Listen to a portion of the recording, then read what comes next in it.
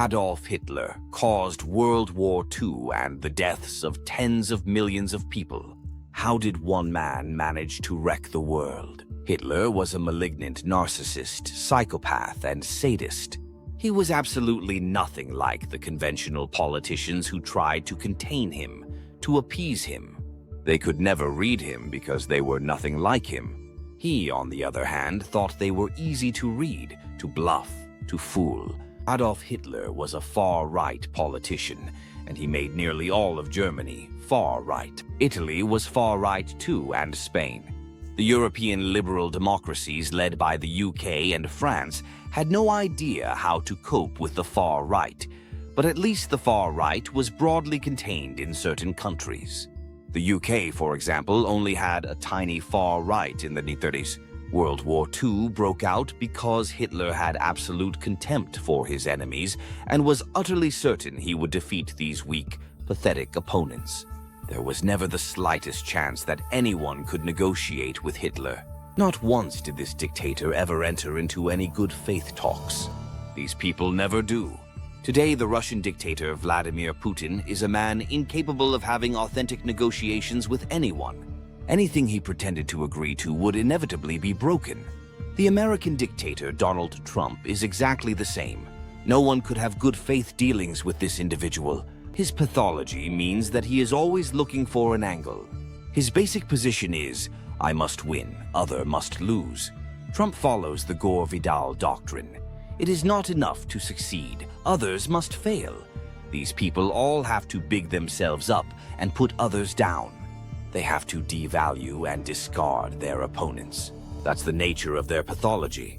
In World War II, there was a clear-cut political order, meaning that every nation had a definable political outlook. That has all changed, and that's why the world is in more trouble than ever. Today, politics is downstream of culture, and all major countries are going through a vicious culture war between conservatives and liberals. Except the conservatives are now far-right, authoritarian conservatives, while the liberals are woke nutcases living in la-la land. So, in every country, there is a serious level of antagonism to whoever is in charge. In far-right countries, there is a large woke opposition. In woke countries, there is a savage far-right opposition. Donald Trumpler is America's first far-right president. He was far-right when he entered the White House in 2017, but the system moderated him. Today, all moderation has gone. Trumpler has surrounded himself with his equivalent of Goebbels, Himmler, Speer, Hess, Bormann, Goering, Ribbentrop, Eichmann, Mengele, Heydrich, and so on. There are now no brakes on Trumpler, and we are seeing America's first far-right regime in full flow. The far-right has two obvious enemies. It despises the Communist Party of China, and it despises all woke liberal democracies. All the far-right governments flock together. Russia is far-right, Israel is far-right, Belarus is far-right. Even North Korea might as well be far-right. It operates exactly like a fascist regime. Trumpler loves all these far-right regimes. He can't stand liberal democracies. So we have the most bizarre world now, where many nations are split up the middle between the far-right and centrist liberals, and far-right governments look to other far-right governments and detest liberal, woke governments.